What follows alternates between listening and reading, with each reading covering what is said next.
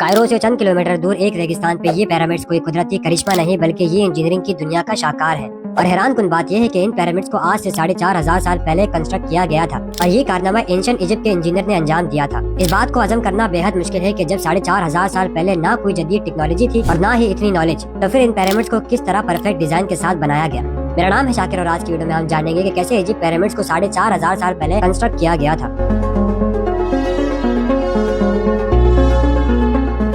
दोस्तों, ancient Egypt civilisation के बेहद किस्से आज तक दुनिया भर में मशहूर है। मुगलों के दौर से भी पुरानी ये सिविलाइजेशन इतनी डिसिप्लिन थी कि हजारों साल पहले अंजाम देने वाली निशानियां आज भी दुनिया में मौजूद है। एंशिएंट ममीज से लेकर मिस्र के बादशाहों की कब्रों से मिलने वाले खजाने तक, ये तमाम चीजें हर दौर के रिसर्चर्स के लिए एक मिस्ट्री ही रही है। आज भी जब रिसर्चर्स इजिप्ट के किसी मिस्ट्री को सुलझाने की कोशिश करते हैं तो ये इसमें मजीद उलझ जाते हैं। इजिप्ट में अब तक टोटल 138 पिरामिड्स को दरियाफ्त किया जा चुका है, जिनमें कुछ पिरामिड्स तो ऐसे हैं जिनकी कार्बन डेटिंग से पता चला कि ये पिरामिड्स आज से 4,500 साल यानी 26 BC में बनाए गए थे, जब मिस्र के बादशाह खुफू हुआ करते थे। इनमें सबसे famous the great pyramids of Giza है, जिसे दुनिया के सबसे पहले अजूबे के नाम से भी पहचाना जाता है। ये पिरामिड 3800 सालों तक दुनिया की सबसे ऊंची इमारत का रिकॉर्ड भी रखती है। जमीन से 454 फीट ऊंचे इस पिरामिड्स के सामने जब कंपास रखा गया तो इसकी हर साइड परफेक्टली रिस्पेक्टिव डायरेक्शन में बगैर किसी ऊंच नीच से बनाई गई है।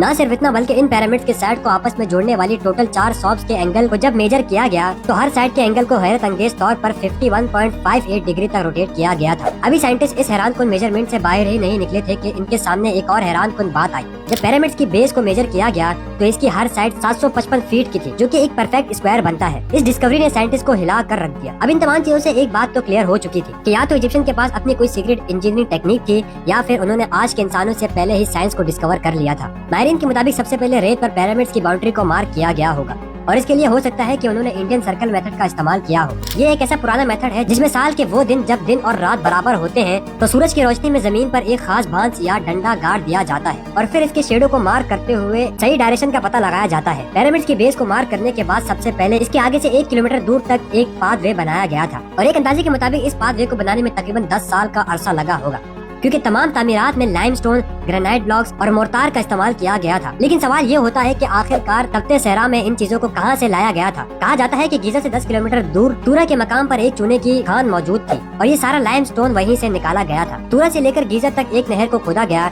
और लाइमस्टोन को कश्तियों के जरिए कंस्ट्रक्शन साइट पे लाया गया और इस पिरामिड में इस्तेमाल होने वाले ग्रेनाइट ब्लॉक्स को भी 900 किलोमीटर दूर असमन के मकाम से यहाँ तक लाया गया। इसकी शिपमेंट में जो बोट्स इस्तेमाल की गई थी वो बोट्स कोई आम नहीं थी, बल्कि उन बोट्स को खास इसी काम के लिए बनाया गया था जो कि कई टन वजनी ग्रेनाइट के ब्लॉक्स का वजन आसानी से बर्दाश्त कर सके। असमन से गीजा तक पहुंचने में लगभग इन्हें 2 हफ्तों का टाइम लग जाया करता था। अब ग्रेनाइट ब्लॉक्स को दरियाए नील के किनारे तक तो लाया गया, लेकिन जहाँ पे इन पिरामिड्स की लोकेशन थी वो दरियाए नील से भी 9 किलोमीटर दूर थी। अब इन ब्लॉक्स को वहाँ तक पहुँचाने के लिए इन्हें कश्तियों से लीवर के जरिए बड़े एहतियात से इन ब्लॉक्स को अनलोड करके लीवर पे रखा जाता था और फिर इसे घसीट के वहाँ तक पहुँचाया जाता था। लेकिन आर्कियोलॉजिस्ट के मुताबिक रेगिस्तान की मिट्टी पर घसीटना बेहद मुश्किल है क्योंकि वहाँ फ्रिक्शन पैदा होती है। लेकिन कहा जाता है कि फ्रिक्शन को खत्म करने के लिए इन्होंने पानी का इस्तेमाल किया होगा, जिससे 2 फायदे होते हैं। एक तो लीवर को खींचना बड़ा आसान हो जाता था और दूसरा इसमें मैन पावर भी कम इस्तेमाल हुआ करती थी। अब इन ब्लॉक्स को किसी न किसी तरीके से गीजा तो लाया गया, लेकिन अब असल काम यहाँ शुरू होता है और वो काम होता है कंस्ट्रक्शन का। जिस दौर में ना तो कोई क्रेनें मौजूद थी और ना कोई इक्विपमेंट, तो उस दौर में इन लोगों ने इन ब्लॉक्स को कैसे काट कर पिरामिड्स की कंस्ट्रक्शन पे लगाया होगा। दोस्तों, पिरामिड्स की कंस्ट्रक्शन के बारे में इंशाल्लाह अगली वीडियो में आपको बताएंगे। तब तक के लिए अपना बहुत सारा ख्याल रखेगा,